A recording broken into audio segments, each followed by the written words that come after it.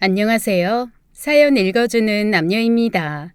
오늘도 와주셔서 감사드리며 그럼 오늘의 사연 바로 소개해드리겠습니다. 너는 어떻게 된 여자애가 이렇게 게으르냐? 이렇게 더럽게 살림해서 이혼당한 거 아니야? 여보, 당신 무슨 말을 그렇게 해. 내 아픔까지 사랑해준다고 그래서 재혼한 거잖아. 내가 뭐 없는 말 지어서 한 것도 아닌데 뭘 그래? 애 들으니까 그만해. 알았어. 알았다고. 5살짜리 아이를 키우며 집안이 조금만 어질러져 있어도 남편은 제게 막말을 쏟아내었습니다. 저는 지금의 남편과 재혼을 했어요. 이른 나이에 첫 번째 결혼을 했다가 후회를 하고 이혼을 했고 두 번째 남편을 만나 결혼을 했습니다. 여자로서 재혼을 한다는 게 정말 힘든 결정이었지만 이 남자라면 저의 모든 아픔을 다 덮어주고 행복하게 해줄 것이라고 생각만 하고 결정 내렸었죠. 연애 시절에는 손 하나 꿈쩍도 하지 않을 정도로 5만 가지를 다 해주던 모습이었기에 조금의 의심도 하지 않았던 제 잘못도 큽니다. 오래된 경기도 외곽 아파트지만 40평에 달하는 큰 평수였기에 치워도 늘 끝이 없다고 생각을 했던 건 맞아요. 더군다나 아들이 떼쓰는 것도 심하고 장난이 워낙 심한지라 장난감은 물론이고 물건들이 제자리에 정리되어 있는 꼴을 보지 못했었죠. 남편은 퇴근을 하고 집에 와서는 마치 집안 곳곳을 감시하듯이 기웃거리며 제게 잔소리를 퍼부었습니다. 물론 결혼하고 바로 그랬던 건 아니었어요. 신혼 초에는 연애 때와 같이 제게 매우 잘해주었고 세상에 있는 복은 제가 다 받았다고 생각할 정도로 행복했었습니다. 가진 게 아주 많은 사람은 아니었어도 그런 따뜻한 마음 하나하나가 어쩌면 그렇게 좋던지 매일매일 웃음이 떠나질 않았었죠. 그러던 남편이 조금씩 변하기 시작한 것은 우연하게 제가 내뱉은 말 한마디 때문이었는데요. 함께 TV를 보다가 좋은 드라이브 장소가 나왔었는데 제가 그걸 보고 저기 좋지 않았었냐고 하는 말을 듣고는 버럭 소리를 지르며 본인은 아니라고 했습니다. 나랑 저기를 갔다고? 나 전혀 기억이 없는데. 야, 너 딴 놈이랑 갔던 거 착각하는 거 아니야? 혹시 너 전 남편이랑 갔었냐? 그 놈이랑 저런 데 싸돌아다니며 뭐 했는데?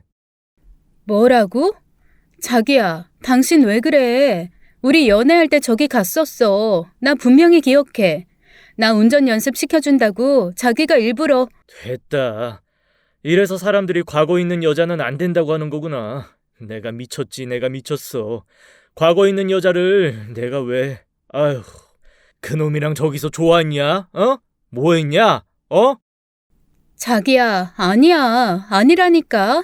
잘 생각해봐, 제발. 왜 그래? 아무리 설명을 해도 남편은 제 말을 듣지 않았고 자기가 오해하고 싶은 대로 오해해버렸습니다. 그리고 그 후로부터는 은근히 무슨 말만 하면 저의 과거에 대해서 이야기를 꺼내는 것 같았죠.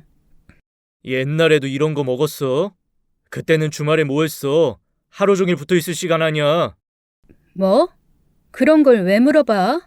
자기야, 왜 이렇게 쓸데없는 과거에 연연해?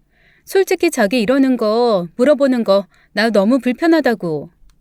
나쁜 뜻으로 물어본 거 아니야. 아이, 뭐 하고 지냈는지 좋은 아이디어 있으면 좀 따라해 보려고 물어본 거지.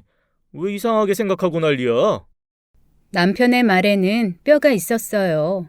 그때 제가 임신한 줄 몰랐더라면 차라리 빨리 이혼이라도 할 것을 그때 이혼하지 못한 것이 정말 후회가 되었습니다.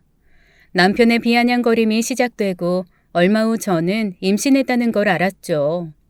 며칠씩 미열이 있는 것 같았고 몸도 무겁고 컨디션도 영 꽝이더라고요. 다행히 전 남편과의 아이는 없었지만 모든 게 조심스러운 재혼녀라 아이는 늦게 가지고 싶었지만 갑작스럽게 아이가 생기고 말았습니다. 생각해보니 남편이 제대로 저희의 계획을 지키지 않은 것 같아요. 나중에 싸우면서 말을 해보니 저의 모든 것이 의심스러워서 일부러 아이를 만들 계획을 혼자 갖고 있었다고 했습니다. 왜 진작 이런 사람인 걸 몰랐을까 제 자신이 한심한 순간이었지만 아이까지 생긴 마당에 제가 어떻게 할 수 있는 건 아무것도 없었죠. 처음 만났을 때 남편은 정말 너무나도 다정다감한 사람이었습니다. 저의 외모를 보고 처음부터 적극적으로 대시를 했고 저는 부담스러워 거절을 했었죠. 하지만 남편은 포기하지 않고 계속해서 제게 다가와줬고 덕분에 저는 마음을 열게 됐어요. 남편을 처음 만난 곳은 직장 근처에 있던 대형 서점이었습니다. 베스트셀러가 진열된 곳에서 책을 열심히 고르고 있다가 계속해서 같은 장르의 책들을 보고 있는 한 남자가 있었고 그게 바로 지금의 남편이었어요. 그때 저는 남자에 대한 관심이 전혀 없는 상태였고 오히려 연애 자체에 대해서 부담스러워하던 상황이었습니다. 그렇다 보니 남편이 남자로 보이지도 않았는데 책값을 계산하고 나오는데 거기서 저를 기다리고 있더군요. 저기 안녕하세요. 저 한명규라고 하고 여기 앞 회사 다녀요. 이상한 사람 아니에요. 아까부터 계속 마주쳤는데 앞으로도 계속 마주치고 싶은 마음에 기다려봤어요. 네? 네. 반갑습니다. 근데 제가 선약이 있어서 이만 가볼게요. 그럼 저기 연락처라도 받을 수 있을까요? 저 진짜 진심으로 또 마주치고 싶어요. 저도 제가 왜 이러는지 모르겠는데 진짜 이상한 사람 아니고요. 멀쩡한 사람이에요. 네. 그게 아니라 제가 좀 지금 사정이 그래서요. 아무튼 감사합니다. 이만 가볼게요. 저는 뒤도 돌아보지 않고 재빨리 그 서점을 빠져나와 버렸어요. 이혼의 아픔을 겪고 남자에 대한 불신, 그리고 두려움을 갖고 있었는지라 또다시 그런 길로 들어가고 싶지 않았던 것 같습니다. 키도 크고 선한 인상을 가졌던 그 남자가 집으로 가는 길 내내 계속 떠올랐지만 이내 마음을 접고 다시 생각하지 않기로 다짐하고 그로부터 일주일 후쯤에 놀라운 일이 벌어졌어요. 퇴근 후에 지하철역으로 걸어가고 있었는데 그때 서점에서 만난 그 남자가 제 앞에 딱 서 있지 뭡니까? 이제야 찾았네요. 이 근처 직장 다니는 거 맞구나. 저 기억하시죠? 혹시 모르는 척 하시는 건 아니겠죠? 어머, 깜짝이야. 여긴 어떻게? 저 사실 그쪽 찾아 헤맸어요. 그 서점에 그 시간에 오시는 분들 대부분 이 근처 직장에 다니고 있는 거 뻔하잖아요. 그래서 조금 일찍 퇴근하고 지하철역 부근에 있으면 한번 마주치지 않을까 해서요. 저도 제가 왜 이러는지 모르겠어요. 그런데 정말 운명이라는 게 있나 봅니다. 그 남자는 진심을 다해서 제게 말을 하고 있었고 그 남자의 눈빛에 저는 그만 마음이 흔들리고 말았어요. 저를 이렇게 좋게 봐준 게 감사하고 고마워서 차를 한 잔 마시러 가게 되었고 그곳에서 그 남자가 이상한 사람이 아니라 지극히 멀쩡하고 괜찮은 사람이라는 걸 알게 되었죠. 괜찮은 직장에 다니고 있고 나이는 저보다 2살 위, 연봉도 높았고 살고 있는 동네도 학군이 좋은 비싼 땅값을 자랑하는 곳이었습니다. 말 하나하나에 진심이 담겨 있어 보였고 나쁜 사람이라는 생각은 단 1%도 들지 않았죠. 여태껏 운명적인 사랑 같은 것은 믿어본 적도 없지만 저를 마주치고 난 후 그런 느낌이 확 들었다고 했어요. 이래서 첫눈에 반한다는 말을 다들 하는 것 같다고 하면서 제 눈을 바라보며 자신의 진심을 말했습니다. 그러면서도 약간의 유머도 겸비했고 스포츠나 재테크에 관한 지식도 상당한 것 같았어요. 솔직히 저도 그런 부분에 관심이 많았기 때문에 대화가 참 잘 통한다는 느낌도 받았답니다. 제 상황상 남자에 대한 두려움 때문에 선뜻 다가가기가 어려웠지만 그래도 그 시간만큼은 정말 행복했어요. 저도 그 근처 제 직장을 알려주게 되었고 서로 연락처까지 교환하며 그날의 만남은 마무리가 되었습니다. 저녁에 집에 들어가니 동생이 제 얼굴 표정만 보고 무슨 일이 있느냐고 묻더군요. 제 입이 귀에 걸렸다고 하면서 말이죠.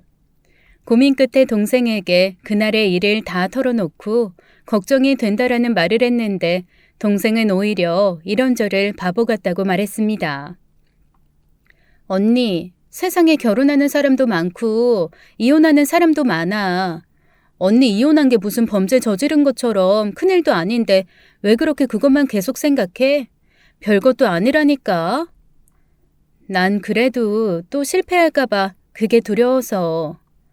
시작도 하기 전에 실패할 생각을 왜 해? 그냥 똥 밟았다 생각해. 편하게. 그리고 지금은 마음껏 즐기라고. 인생 한 번뿐인데 뭐 그렇게 생각하고 두려워하고 그러는 거야? 그냥 마음 가는 대로 해. 아니면 마는 거지. 그 사람이 내 과거 알면 나 싫어하지 않을까? 내가 그냥 내 마음대로 해도 되는 걸까? 아유, 이 답답아. 그러니까 그냥 확 까놓고 말해보고 싫다고 하면 관두고 괜찮다고 하면 만나라고. 이 답답이 착해 빠져가지고. 동생의 말을 들으니 저도 조금의 용기가 생겼던 것 같아요. 사실 그전까지만 해도 절대로 앞으로 몇 년간은 남자를 만나지 말자고 다짐했었는데 그날 이후 제 생각은 조금 바뀌기 시작했습니다. 그리고 그날부터 시작된 그 남자의 지속된 연락을 저도 더 이상은 피하지 않았어요.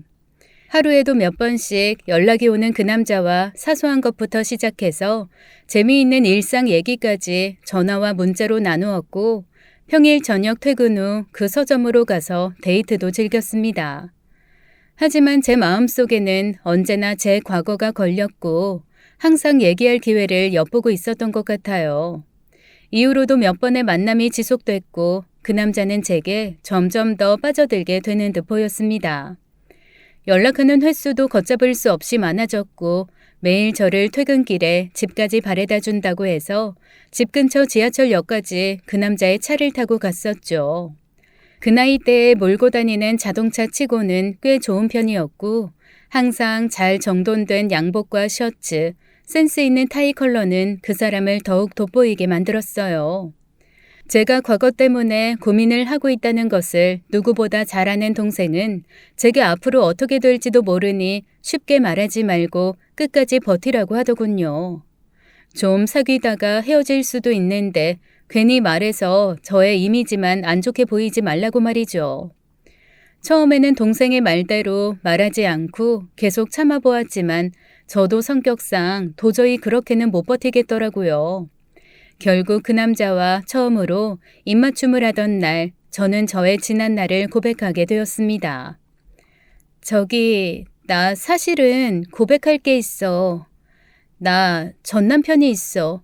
오래 살지는 않았지만 그래도 이혼은 한 거니까. 이혼? 아이, 정말? 자기같이 착한 사람이 얼마나 못난 놈을 만났으면 아유, 많이 힘들었겠다. 아무렇지 않아? 내가 이혼녀라는 걸 알고도 아무렇지 않은 거냐고. 요새 이혼한 사람이 한둘도 아니고 그런 걸로 신경 쓰지 않아도 돼. 아니, 나 그렇게 꽉 막힌 사람 아니야. 충분히 다 이해해. 이해하고 말고. 왜 헤어졌는지, 결혼 생활은 얼마나 됐는지 안 궁금해? 왜 하나도 안 물어봐? 알아서 뭐 하게. 그런 거 알면 괜히 쓸데없는 생각만 하고 서로 안 좋아. 나 그런 거 전혀 상관없으니까 질환일에 대해서 아무 말도 하지 마. 알았지? 그래주면 나야 고마운데 괜찮겠어? 내가 미안해서.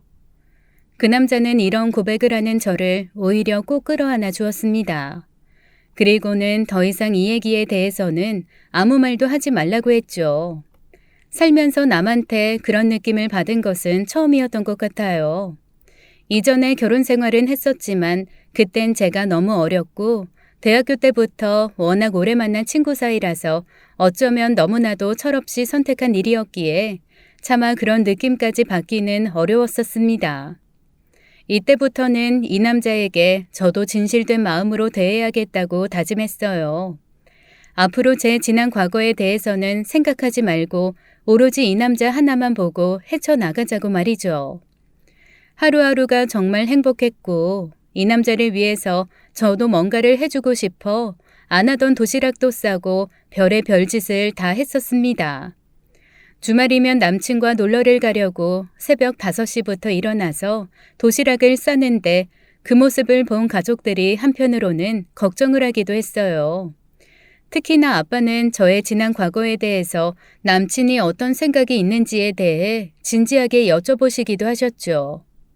네가 그렇게 얘기하니 나도 너무 좋긴 하다만 그래도 남자라는 동물은 쉽게 여자의 지난 일을 잊지 못하는 법이거든. 아이 더군다나 그 집 부모는 이 사실 모르고 계신다면서. 응, 아빠. 그래도 남자친구가 다 이해한다고 했고, 또 부모님도 오픈마인드라고 하시니까 난 그냥 그 말만 믿고 따라가려고 해요. 아빠는 그래도 걱정이 되네.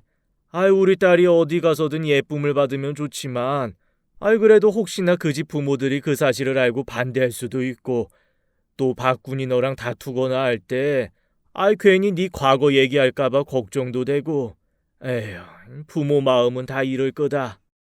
아빠, 걱정하지 마. 이 사람 정말 착하고 나를 누구보다 많이 사랑해주는 사람이야. 나 지금 너무 행복하고 그리고 앞으로도 좋은 일만 있을 것 같아. 예감이 정말 좋다니까. 아빠, 걱정시켜드려서 미안해. 아빠의 걱정은 뒤로 한 채 저는 남자친구와 신나게 연애를 즐겼습니다. 회사가 가깝다 보니 점심시간에도 자주 만났고 퇴근 후에는 거의 매일 함께 시간을 보냈던 것 같아요. 남자친구는 아주 가끔씩 회사에서 야근과 회의를 해서 연락이 잘 안 된 적은 있었습니다. 하지만 저도 직장 생활을 하고 있는 사람인지라 그 정도는 충분히 이해할 수 있었어요. 그 외적으로 남친이 제게 해주는 것이 상당히 많았었으니까 말이죠. 남친과의 행복한 연애가 1년이 조금 지난 후에 제 여동생과 함께하는 자리가 생겼습니다. 여동생은 저와 성격이 반대로 굉장히 괄괄하고 앞뒤 재지 않고 화끈하게 행동하는 스타일이었어요. 처음 만나는 자리였지만 제가 하도 남친에 대한 얘기를 많이 해서 그런지 전혀 어색함 없이 남친을 대하는 여동생이 참 씩씩하다는 생각도 들었죠. 분위기 메이커 역할을 톡톡히 하는 모습이 저보다도 언니 같아 보였을 정도니까요. 특히나 얘기하기 힘든 부분도 서슴지 않고 말을 꺼냈었는데 그중에는 저의 지난 과거에 대한 얘기도 있었습니다. 우리 언니 있잖아요. 완전히 얌전한 고양이과예요. 착해 빠져가지고 남자가 하자는 대로 그대로 다 질질 끌려다니고. 아유, 바보. 저 같으면 절대 그때 결혼도 안 했을 텐데. 언니가 좀 많이 착하긴 하죠. 착하고 예쁘고 성격도 좋고 뭐 하나 빠지는 게 없으니 남자들한테 인기가 많은 거 아닐까요? 어머나, 여기서 언니 편 드는 거예요? 우리 언니가 잘나긴 했죠. 거절을 못해서 그렇지. 옛날 형부도 성격은 참 좋았어요. 언니랑 대학교 1학년 때부터 5년을 연애하고 결혼했으니까 저도 진짜 가족처럼 지냈거든요. 잘생기고 성격도 좋고 진짜 다 괜찮았는데 지금 생각하면 좀 아깝기도 하고. 5년이요? 결혼 생활이 얼마 안 됐다고 해서 짧은 줄 알았더니 그렇게 오래 만났어요? 얼마나 잘생기고 성격이 좋길래요. 그렇게 얘기하니 너무 궁금하네. 못 들었어요? 아주 둘이 죽고 못 살았어요. 그 형부 군대 갔을 때 울고불고 면회 간다고 하고 아마 지금도 집에 그때 쓴 편지랑 사진들이 수두룩할걸요? 여동생과 남친은 술에 많이 취한 상태였는데 계속 대화의 선을 넘고 있었습니다. 저는 옆에 앉은 여동생을 팔꿈치로 툭툭 치면서 그만하라는 신호를 보냈지만 그것마저 우스갯소리로 넘기면서 계속해서 더 말을 하더군요. 그렇게 술자리가 끝이 나고 집으로 돌아가는 길에 남친은 이상하게 저를 제대로 쳐다보지 않는 것 같았습니다. 단 한 번도 느끼지 못했던 뭔가 차가운 행동이 느껴졌고 저는 그게 계속 신경이 쓰여서 그날 밤 잠도 자지 못했어요. 다음 날 동생에게 이 말을 했는데 동생은 제가 너무 속 좁게 생각하는 것이라면서 쓸데없는 생각은 하지도 말라고 했죠. 언니는 이게 문제야. 사람이 왜 이렇게 속이 좁고 옹졸하냐? 제발 쓸데없는 생각하지도 말라고. 만약에 진짜 언니 말대로 그것 때문에 그 오빠가 삐진 것 같으면 진짜 사람도 아니다. 당장 헤어져야지. 겉으로는 괜찮다고 했다가 그게 뭐냐? 그러니까 네가 말을 너무 쓸데없이 많이 한 거야. 알았어? 언니, 아닌 놈은 애초에 잘라버리는 게 괜찮아. 만약에 어제 그런 농담, 그런 걸로 삐진 거면 진짜 당장에 헤어져. 알았어? 여동생의 말을 듣고 남친의 행동을 유심히 살펴봤는데 정말 삐진 게 맞는 것 같았어요. 제대로 연락도 하지 않고 제가 먼저 연락을 해도 단답형으로만 문자가 왔고요. 그리고 그날 저녁에는 퇴근 후 급한 회의가 잡혔다고 하면서 연락이 두절되었습니다. 차마 이 얘기를 여동생에게는 하지 못한 채 그저 속으로 혼자만 끙끙 앓았어요. 괜히 얘기하면 또 헤어져라 어째라 할 게 뻔하니까요. 남친은 그날 이후로도 한동안 계속 제게 차갑게 대했고 뭔지 모를 불안감에 휩싸여 있던 저는 남친에게 조심스럽게 먼저 손을 내밀었습니다. 그리고는 남친에게 제 지난 과거에 대해서 솔직하게 다 이야기해 주었어요. 대학교 1학년 때 만나서 오래 연애하고 아무것도 모르는 상태로 결혼했었어. 뱃속에 아이가 생겼었거든. 근데 결혼하고 아이가 유산됐고 그걸로 우리 둘이 아주 많이 힘들었어. 서로 탓하고 싸우고 그러다가 결국 서로에게 지쳐서 이혼했던 거야. 자기한테 말하려고 했는데 자기가 괜찮다고 해서 말을 못했었네. 난 그렇게 오래 연애하고 그런 줄은 몰랐지. 그냥 그러려니 했는데 자기 동생이 그날 하도 친한 형부 자랑을 하니까 나도 모르게 울컥했었나 봐. 미안해 자기야. 다 지난 일인데 내가 또 괜히 심술 부렸네. 아니야, 미안하긴. 다 내가 했던 일인데 뭘. 그나저나 자기 부모님은 내 과거 모르시지? 아이 모르시지. 괜히 얘기할 필요 없어. 우리 부모님 굉장히 오픈 마인드셔. 그런 거 아마 나중에 알게 되셔도 전혀 상관없다 하실 거야. 나 어렸을 때 외국에도 살아서 완전 미국 마인드라니까. 그래도 자기랑 연애를 이렇게 하고 있는데 말은 해야 되는 거 아닐까? 아무리 오픈마인드라고 하셔도 자기 자식이랑 연애하는 건데 어떻게 다 괜찮으시다고 하겠어. 내가 너무 죄송해서. 남친과 저는 그날 이런저런 이야기들을 하면서 풀었습니다. 하지만 남친이 끝내 자기 부모님한테는 말을 하지 않아도 된다고 해서 그 부분은 해결되지 않아 제 마음속 깊은 곳에 계속 남아 있었죠. 그리고 얼마 후 남친은 제게 결혼 이야기를 꺼냈습니다. 해외로 단기 연수를 다녀오는데 결혼 약속을 하고 떠나고 싶다고 하더군요. 그렇지 않으면 자신이 외국에 나가 있는 동안 마음이 계속 불안해서 집중을 하기가 힘들 것 같다고 말이죠. 2년을 넘게 사귀어 가면서 저 하나밖에 모르는 이 남자를 저는 받아들이기로 결심했어요. 해외 연수를 다녀온 후에 날짜를 잡아 결혼을 하자고 했고 부모님께도 이 사실을 알렸습니다. 부모님은 걱정을 많이 하시긴 하셨지만 워낙에 제가 한 번의 이혼으로 많이 신중해진 걸 아셔서 반대를 하진 않으셨죠. 그렇게 남친은 6개월의 해외 연수를 떠났고 저는 홀로 심심하게 회사를 다니고 있었습니다. 처음에는 하루에도 몇 번씩이나 영상 통화를 해오던 남친이었지만 제가 가끔 전화를 걸 때면 연결이 되지 않은 적이 많더군요. 그래도 뭐 시차도 다르고 서로 상황이 있으니 이해하고 넘어가려고 했지만 어쩔 때는 수화기 너머로 여자 용품들이 보이기도 했었어요. 항상 남친과 영상 통화를 했었는지라 남친의 집 내부도 볼 수 있었는데 여자 화장품들이 탁자 위에 올려져 있는 것을 언뜻 본 것 같았죠.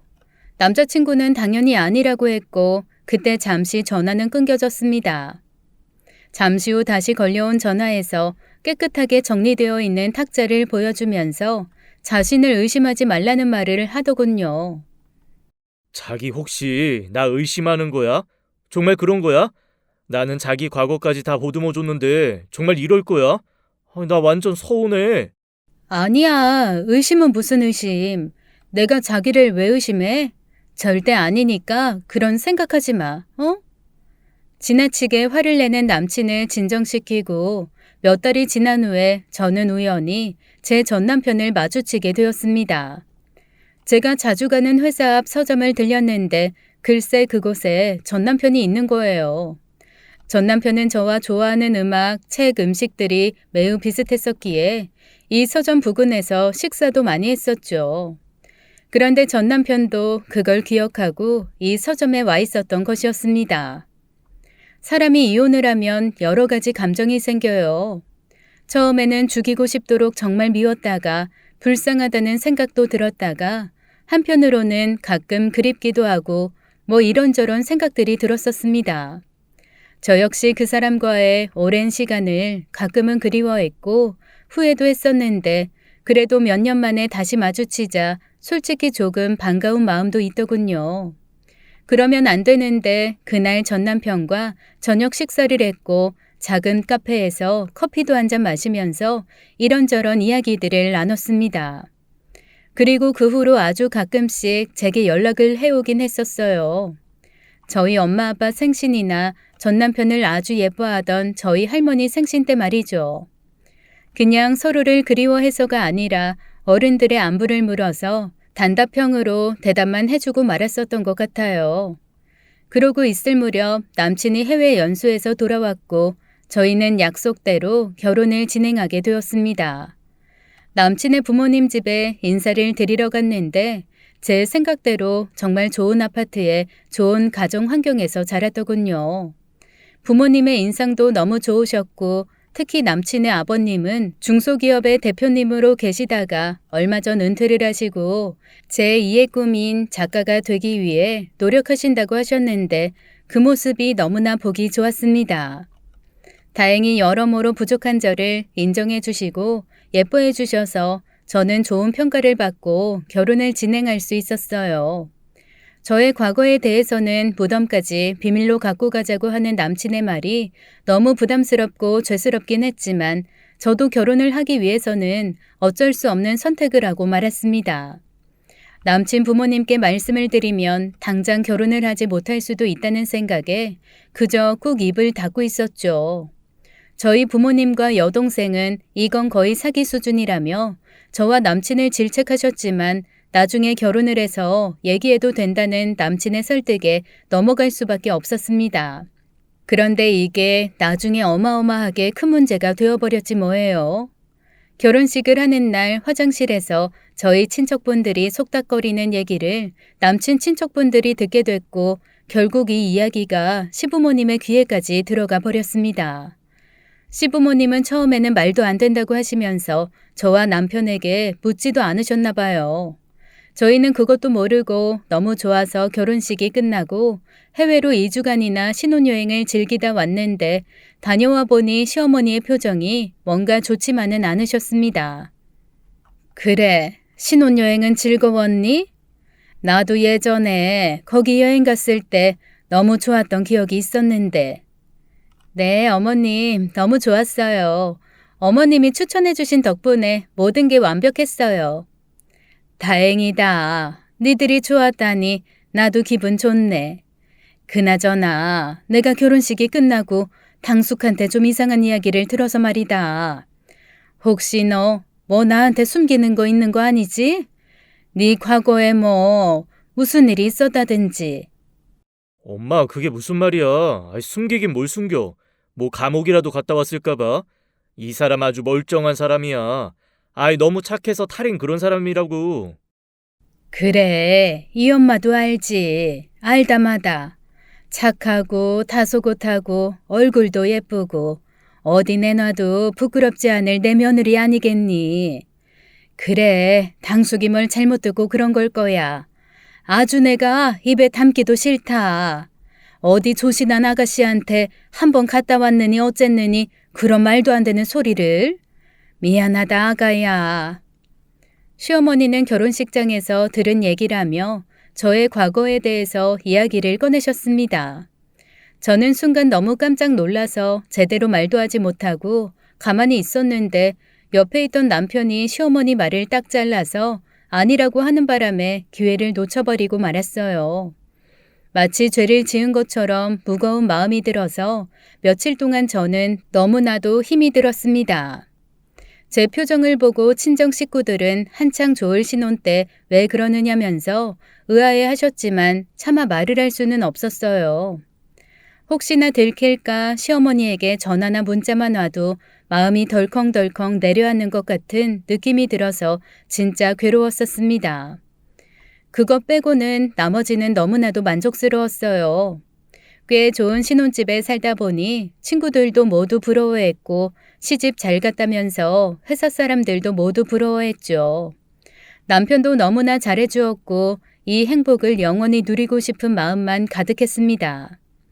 아이는 조금 늦게 갖고 싶어서 남편과 계획을 해서 피임을 하며 지냈고 아이가 생기면 못할 일을 하나라도 더 하기 위해서 매일 집에 붙어 있던 적이 없는 것 같아요. 그러던 중 우연히 남편이 제 핸드폰을 보게 되었고 제가 전 남편을 우연히 마주쳤다는 것을 알게 되었습니다. 지웠어야 했는데 제가 차마 지우지 못한 문자를 남편이 보게 된 것이었죠.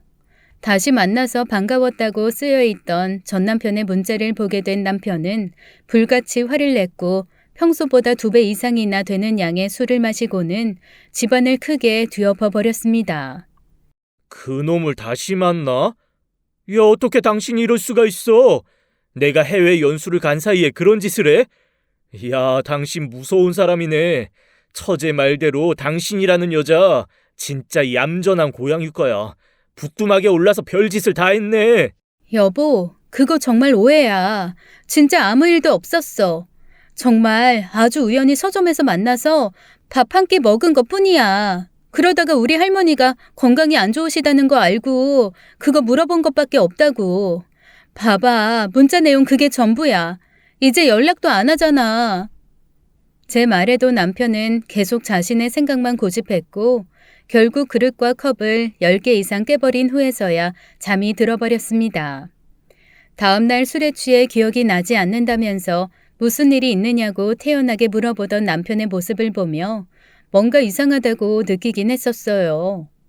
혼자 광분해서 그릇과 주방 용품들을 바닥에 집어던지며 난동을 부렸고 제게 모욕적인 욕설도 했었는데 하나도 기억이 나지 않는다고 멀쩡한 표정을 지었죠. 그때 뭔가 알았어야 했는데 저는 죄책감에 휩싸여 그냥 넘어가고 말았습니다. 그리고 남편은 그 후로 제게 말도 없이 일방적으로 임신을 시켜버렸어요. 제가 피곤하고 힘들다고 한 날에도 제게 상의 한마디 없이 저희의 계획을 무산시켜 버렸던 것이죠. 2년 후쯤에나 가지려고 했던 아이는 그렇게 신혼 초에 너무나도 갑작스럽게 생겨버렸고 남편은 제게 당장 회사를 그만두고 집에만 있으라고 했습니다. 그리고 제가 회사에 퇴직 의사를 밝히고 나서 새로운 직원을 뽑고 인수인계를 하는 기간 내내 남편은 하루 종일 저를 감시하는 듯 했어요. 제 핸드폰에 몰래 위치 추적 어플까지 설치해서 실시간 위치를 확인했고 친한 회사 언니와 퇴근 후에 근처 식당이라도 갈 때는 그 식당으로 나타나기까지 했었습니다. 의처증처럼 저를 감시하고 모욕적인 말들을 일삼았는데 나중에는 시모에게 제가 남자가 있는 것 같아 불안하다는 말까지도 했다고 하더군요. 안 그래도 시어머니는 결혼식장에서 들었던 얘기 때문에 저에 대해서 알아보려고 하시는 것 같은 상황에서 그런 말까지 들으시니 얼마나 제가 믿겠습니까? 저는 그 후로 남편과 시어머니에게 이루 말할 수 없는 모욕적인 일들을 당하기 시작했어요. 시댁에서 식사를 하고 있을 때도 제게 전화만 오면 이상한 눈빛으로 저를 쳐다보면서 일부러 식구들 다 같이 있는 곳에서 받으라고 하고 누군지 왜 전화했는지 상세하게 읊으라고 말했습니다. 뿐만 아니라 제가 회사가 아닌 다른 곳에 외출이라도 하는 날에는 위치 추적 어플을 확인해서 남편이 그 자리에 나타난 적이 한두 번이 아니었어요. 회사 선배들을 만나는 자리에서 남자도 있었는데 대놓고 제 전 남편이냐고 묻는 경우도 있었습니다. 정말이지 결혼 생활을 할수록 남편은 제가 생각하는 사람이 아니었어요. 점점 더 행동이 과격해졌고 또 점점 더 행동이 집착으로 변했습니다. 친정에 말도 못하고 하루하루 시간을 보냈고 임신 기간 내내 저는 많이 힘들었어요.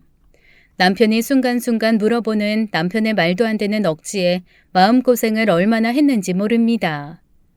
오늘은 그놈한테 연락 안 왔디? 아이, 그 자식 내가 한번 낯짝을 봐야 하는데. 무슨 소리야 여보. 갑자기 그런 말을 왜 해? 연락하고 지내지 않는다고 했잖아. 정말이지 왜 그래? 아니, 당신이 과거가 있으니까 내가 이러지. 내가 쓸데없이 왜 의심을 하겠어? 당신이 한 짓이 있으니까 그러는 거지. 뱃속의 아이는 확실하겠지? 조심해라. 우리 엄마가 안 그래도 요즘 너 하는 짓 잘 살피고 있으니까. 뭐? 뱃속의 아이가 어쩌고 저째? 무슨 말을 그렇게 해? 당신 지금 나 의심해? 뱃속의 애기한테 무슨 그런 말이 다 있어. 이거 당신 계획이잖아. 당신이 혼자 마음대로 만들어 놓은 악이라고. 의심이라는 것도 아무나한테나 하는 게 아니야. 뭔가가 구린 뒷배경이 있는 사람한테 나는 거지. 남편의 어이없는 발언에 정말 많은 상처를 받았고 얼마나 많은 눈물을 흘렸는지 몰라요. 퇴사 후 집에만 있으면 어떻게든 남편의 마음이 다시 예전처럼 돌아오기만을 기다렸습니다. 맛있는 반찬을 해놓고 남편의 퇴근 시간만을 기다렸으며 특별한 날이 아니라도 예쁜 옷을 입고 남편에게 잘 보이려 무진장 노력했어요. 하지만 그럴수록 남편은 저를 거들떠 보지도 않고 오히려 더 밖으로 도는 것 같았습니다. 더욱 황당했던 것은 퇴근 후 몇 시간씩 늦게 들어오는 자신은 떳떳하고 제가 오후나 저녁 때 외출을 하면 그건 의심스러운 행동이라고 하는 것이었죠.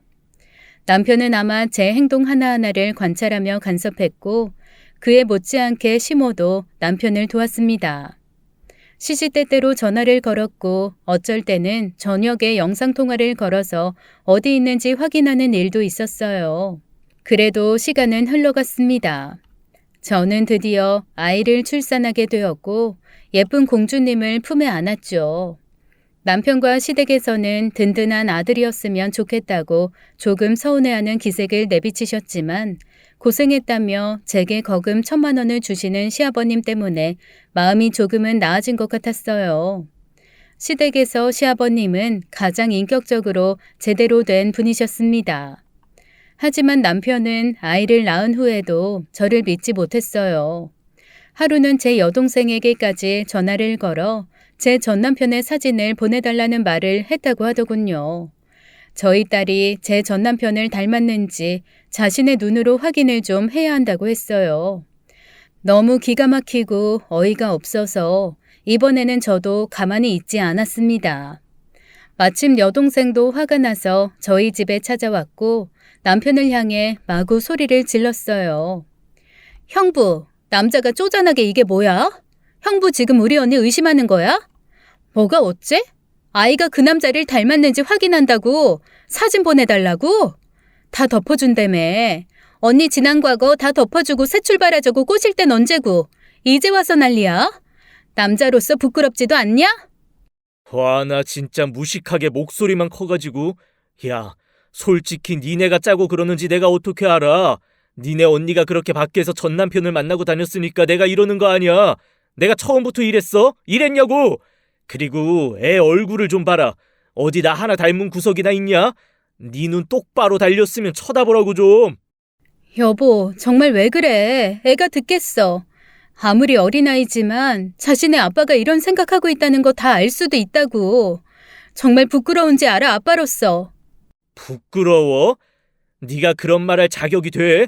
너만큼 부끄러울까? 겉으로는 착한 척 숨기고 있으면서 뒤로 무슨 짓을 할지 내가 어떻게 알아? 형부 정말 못된 사람이다. 정말 못됐어. 내가 정말 이렇게 쪼잔한 남자를 형부로 만났다는 게 창피하고 싫다. 정말 후회스럽다. 우리 언니 어디 하나 부족함 없는 사람이야. 이혼한 거? 솔직히 우리도 마음먹고 속이려면 속였어. 혼인신고도 안 하고 식만 올리고 살았으니까 증거도 없잖아. 하도 착해 빠진 우리 언니가 말한 건데 그걸 가지고 꼬투리 잡아서 이딴 식으로 나온다 이거지? 나 절대 형부 같은 남자 안 만날 거야. 여동생은 아주 화가 단단히 나서 남편에게 소리를 질렀고 그 길로 밖으로 나가버렸습니다. 어쩌다가 여기까지 오게 된 건지 저는 정말 모르겠더군요. 정말 제 걱정대로 2번 다시 남자를 만나지 않는 것이 현명한 길이었는지 후회도 참 많이 했었습니다. 그리고 솔직히 남편의 행동도 의심스러웠던 적이 아주 많았어요.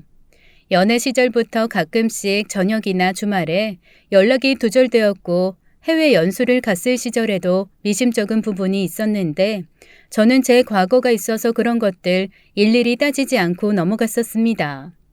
남편이 이런 사람인 줄은 정말 몰랐던 제 자신이 한심스러울 정도로 마음이 많이 불편한 채로 살아가던 어느 날 저는 남편의 비밀을 알게 되어 버렸어요. 남편이 단기 출장을 다녀온다고 했는데 남편의 차가 버젓이 집 주차장에 주차가 되어 있던 것이었죠. 워낙에 젊은 시절부터 자동차만 타고 다닌 사람이라 절대로 차를 놓고 갈 리가 없는데 뭔가 수상한 기분이 들었습니다. 아이가 잠을 자고 있는 틈을 타서 남편의 잠겨져 있는 자동차 문을 열 수가 있었고 그 안에서 남편의 차량 블랙박스를 모두 확인할 수 있었어요. 블랙박스 안에는 낯선 여성과 나눈 이야기들이 가득했는데 아이 얘기를 하는 것으로 보아 결혼한 유부녀인 것 같았습니다. 회사 얘기도 하고 저희 어머님 얘기도 했었는데 누가 들어도 시어머니와 남편과 밀접하게 관련이 있는 것으로 보이더군요. 너무 기가 막히고 황당해서 온몸이 벌벌 떨렸고 저는 얼른 여동생을 불렀습니다. 저기 우리 집에 좀 와주라. 와서 얘기해. 나 지금 너무 무섭고 떨려서. 언니 왜 그래? 무슨 일이야? 우는 거야? 울지 말고 차분하게 얘기 좀 해봐. 내가 지금 당장 갈 테니까. 딱 기다려 언니. 여동생은 정말 순식간에 저희 집으로 왔고 저는 남편의 차량 블랙박스를 보여주었고 그동안 제가 의심을 품었던 부분에 대해서도 모두 말을 해주었어요. 여동생은 모든 내용을 듣더니 아마도 같은 회사의 유부녀이고 남편보다 직위가 높은 사람일 것이라는 말을 했습니다. 더불어 저희 시어머니 얘기도 한 것으로 보아 오래전부터 시댁과 인연이 있는 사람일 거라는 얘기도 해주었어요. 그러면서 자신이 다 알아볼 방법이 있다고 하면서 조금만 기다려달라고 하더군요. 모든 사실을 알게 되고 참을 수 없어서 저는 남편에게 당장 전화를 걸어 따졌습니다. 어떻게 네가 이럴 수가 있어? 어떻게 네가 이러고도 사람이니? 나한테 그런 말 할 자격 있어? 남편은 제 말이 끝나기도 전에 바로 전화를 끊어버렸고 그 즉시 시어머니에게 저의 과거에 대해서 이야기를 한 모양이에요. 시어머니에게 당장 전화가 와서는 제게 폭언을 하기 시작했습니다. 이 앙큼한 년, 네가 감히 우리 집안을 모독해? 너 과거 있는 년이라며? 이 더러운 걸레 같은 것, 얌전하게 착해 빠진 표정을 하고 네가 어떻게 이런 짓을 벌일 수가 있니? 이거 엄연히 사기야, 사기. 너 내가 가만둘 줄 알아? 사기죄로 당장 고소할 거야. 이게 어디서? 어머님, 그게 죄송해요. 죄송합니다. 그이가 비밀로 하자고 해서 그래서 나중에 말씀드리려고 했어요. 어머님, 정말 죄송합니다. 아무리 우리 아들이 그랬기로써니 네가 감히 어떻게 우리 집안을 속여먹니? 양심이라는 게 있는 거야? 네가 낳은 애는 우리 아들 씨가 맡긴 한 거니? 아주 이 앙큼한 것 내가 믿을 수가 있어야지 하나라도. 어머님, 오래전 일이에요. 제발 그런 말씀하지 말아주세요. 제발요, 어머님. 도대체 너라는 애 교육을 어떻게 시킨 건지 내가 니네 부모 좀 만나봐야겠다. 아주 우리 집안을 기만하고 딱 속이고 딸년을 시집 보내다니 아이고 내가 아주 제명에 못 산다 못 살아. 시어머니는 저와의 전화를 끊자마자 곧바로 저희 친정집으로 가신 것 같았어요. 저는 걱정이 되긴 했지만 설마 하니 진짜 가실 줄은 몰랐습니다. 얼마 후 친정집이 난리가 난 모양이에요. 시어머니와 시이모님이 찾아와서 제 방이 어디냐고 묻더니 책상부터 옷장까지 샅샅이 뒤지셨다고 하셨죠. 그리고는 그곳에서 지난 앨범을 뒤져서 오래된 제 사진을 발견하셨다고 했습니다. 그 사진 속에는 대학교 시절에 제가 있었는데 그 당시 남친이던 전 남편과 찍은 사진도 있던 모양이에요. 지난 결혼 때 사진들은 하나도 남김없이 다 버리고 없앴다고 생각했는데 저도 모르게 그런 오래된 사진들 몇 개가 남아 있었나 봅니다. 여동생은 바로 제게 전화가 와서 시어머니와 시이모님이 이런 짓을 벌이고 갔다는 이야기를 해주었고, 저희 친정 부모님은 시어머니에게 무릎을 꿇고 싹싹 빌었다고 했어요. 언니, 진짜 언니 시댁 사람들 어떻게 다 하나같이 이 모양이야? 자기 자식 불륜 저지르고 다니는 꼴은 생각도 안 하고 어떻게 그래? 언니 가만 있을 거야? 이대로 가만 있을 거냐고. 그 인간들 아주 부셔버려야지. 내가 엄마 아빠 쓰러질까 봐 아무 얘기 안 했는데 솔직히 언니보다 더 나쁜 건 형부 아니냐고. 내가 친구한테 부탁해서 형부 불륜 다 알아냈어. 회사에 누군지도 알아냈고. 그만해. 제발 그만해. 나 어떻게든 당분간은 참을 거야. 우리 정민이 생각해서 그러면 안 돼. 나 우리 정민이 아빠 없는 아이 만들고 싶지 않아. 내가 어떻게 내 딸을 그렇게 만드니? 그만하자. 우리 덮고 살자. 나 우리 시어머니한테 빌 거야. 어쨌든 내가 잘못한 거잖아. 언니는 우리 엄마 아빠가 불쌍하지도 않냐? 언니 또 이혼할까 봐 그것만 겁나? 형부, 언니 평생 과거로 들먹이면서 못 살게 굴 텐데 그거 어떻게 참고 살려고 그래? 이제는 우리 엄마 아빠한테까지 그럴 텐데. 언니 잘 생각해. 절대로 앞으로 행복하지 않을 거라고. 정민이도 행복하지 않을 거야. 여동생의 전화를 끊고 얼마나 울었는지 모릅니다. 한참을 울고 있으니 남편이 집에 돌아왔고 뒤이어 시어머니와 시이모님까지 집으로 왔어요. 어찌나 기가 막힌지 저희 집에 들어오자마자 제 딸의 칫솔부터 찾으셨죠. 네 딸 칫솔 어디 있냐? 우리 아들 칫솔이랑 같이 내놔라. 내가 당장에 유전자 검사라도 해봐야겠으니까 이 더러운 것 어디서 굴러먹다 온 게 우리 집에 들어와서는. 어머님, 이러지 마세요. 죄송해요. 너무 죄송한데 이건 아니에요, 어머님. 너 이거 놔라. 이 사진 좀 봐라. 너 네 전 남편이랑 다정하게 찍은 사진을 아직도 친정집에 보관하고 있던데 이걸 보고도 내가 믿기를 바라는 거니? 네가 전 남편 잊지 못해서 다시 만나서 뭔 짓을 하고 다니는지 내가 어떻게 알겠냐. 불쌍한 내 아들. 아이고 불쌍하다. 어머님, 저희 집에 가셔서 왜 뒤지세요? 저는 순간 너무 화가 나서 시어머니에게 버럭 소리를 질렀습니다. 그러자 시어머니는 바로 제 뺨을 향해서 손바닥이 날라왔죠. 철썩하는 소리와 함께 제 얼굴은 옆으로 반쯤 돌아갔고 얼얼한 기운을 느끼기도 전에 또다시 한 대가 더 날아왔어요. 이 더러운 게 어딜 함부로 입을 놀려? 집을 왜 뒤져? 이게 지금 우리를 도둑 취급하는 거니? 너 같은 건 더 맞아도 싸. 그렇지, 엄마. 잘했어. 아주 인연은 맞아도 싸지. 엄마, 더 때려. 시어머니는 연이어 제게 뺨을 날렸고 옆에 있던 시이모님도 합세해서 제 뺨을 때리셨어요. 결국 순식간에 10대를 양쪽으로 맞은 저는 정신이 번쩍 들었고 그 다음에 날아오는 시어머니의 손목을 확 낚아챘습니다. 어머님, 지금 이게 뭐 하는 짓이에요? 어머님은 뭘 잘했다고? 어머님 아들은 뭘 잘했다고 절 때려요? 뭐? 뭐가 어째? 감히 네가 어느 안전이라고 입을 함부로 놀려? 이게 정말 돌았나? 어머님 아들이 무슨 짓 하고 돌아다니는지 어머님이 잘 아실 텐데요. 여보, 당신 회사에 있는 그 박 팀장. 당신이랑 아주 오래전부터 연인 관계 맞지? 어머님도 아시는 분이죠? 제가 무슨 바보 천치인 줄 아세요? 아니, 당신 그게 무슨 소리야? 아이, 어디서 쓸데없는 소리를 짓거려? 나는 차라리 오래전에 이혼이라도 했지. 너는 뭐냐? 이 쓰레기 같은 놈아. 너 그년이랑 같이 해외 연수 가서 살았던 거 나 다 알아. 네 차 블랙박스에 아주 고스란히 다 녹화돼 있더라. 이 더러운 인간아. 내가 우리 딸 봐서 어떻게든 좀 참고 살라고 이렇게 아둥바둥 하고 있는데 넌 도대체 뭐 하는 인간이냐? 저는 얼른 제 여동생에게 전화를 걸어 집으로 와달라고 도움을 청했습니다. 순간 분위기는 정적이 흘렀고 시어머니와 시이모님 그리고 남편은 말도 안 되는 이야기라고 하며 딱 잡아 떼더군요. 아이고 이게 이제 와서 불리하니까 지서방을 끌어들여? 어딜 감히 우리 순진한 아들한테 그딴 소리를 해? 세상 사람들이 단어같이 더러운 줄 아니? 그래요?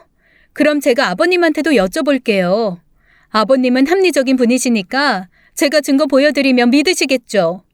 게다가 어머님도 같이 아들 불륜을 동조했다고 하면 어떻게 생각하실까요?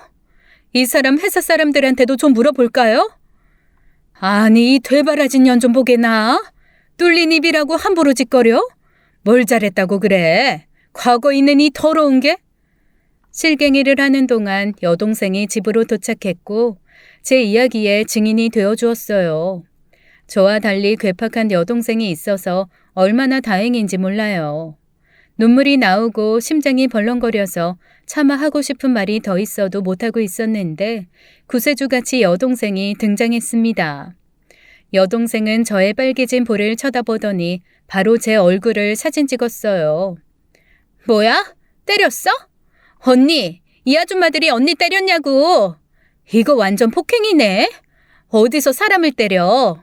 이거 다 증거로 넘길 테니까 그런 줄 알아요. 돈 좀 있는 척, 배운 척 하면서 어디서 이렇게 무식하게 행동해? 짐승들이 따로 없네. 뭐 짐승? 이게 정말 어디서 무식한 게 와서는? 그래, 나 무식하다. 아무리 무식해도 결혼하고 해서는 안 될 행동쯤은 안다. 어쩔래? 아들이 바람 피우는 걸 동조해? 참나 기가 막혀서는. 직장 선배니까 좋은 관계 계속 유지하라고? 이게 무슨 말 같지도 않은 소리야? 오늘 무식한 나한테 한번 다들 작살나 볼래? 여동생은 곧바로 부엌으로 가서 냄비와 그릇들을 꺼내서 바닥으로 내던지기 시작했습니다. 그리고는 바로 경찰에 신고도 했죠. 저는 동생이 하라는 대로 바로 시아버님에게 전화를 걸어 이 모든 사실을 다 말해버렸어요. 아무것도 모르고 있던 시아버지는 제 말을 듣고는 바로 저희 집으로 달려오셨고 결국 경찰과 시댁 식구들 모두 한자리에 모였습니다. 시아버지는 버럭 화를 내시면서 남편과 시어머니를 향해 소리쳤어요. 당장에 따라 나와. 이 부끄러운 줄 알아야지. 얼른. 당장 안 나와. 차분하고 조용하신 시아버지의 이런 모습은 처음 보는지라 저는 몹시도 당황했습니다. 이어서 시아버지는 제게 말씀하셨죠. 미안하다, 에미야. 내가 자식 교육을 잘못 시켰다. 나머지는 나중에 얘기하자. 일단 애기부터 잘 챙겨라. 아버님 죄송해요. 정말 죄송해요. 저도 말씀 못 드렸어요. 제 과거에 대해서. 시아버지는 그 길로 남편과 시어머니 그리고 시이모님까지 데리고 밖으로 나가셨고 경찰도 돌아갔으며 저와 여동생 그리고 잠에서 깨어 울고 있는 제 딸만이 남아 있었어요. 동생은 제게 이대로 가만히 바보같이 있지 말자고 얘기했고 저를 도와 앞으로의 계획에 대해서 말했습니다. 회사에 가서도 다 얘기를 할 것이고 바로 위자료를 받고 상간녀 소송까지 하며 이혼을 하라고 했죠. 아이 때문에 여태까지 남편의 의심도 참아가면서 노력했던 저는 동생의 말에 눈물이 팍 쏟아지고 말았어요. 아마도 저 역시 앞으로 남편과의 결혼 생활에 가망이 없다는 걸 알게 되었는지도 모릅니다.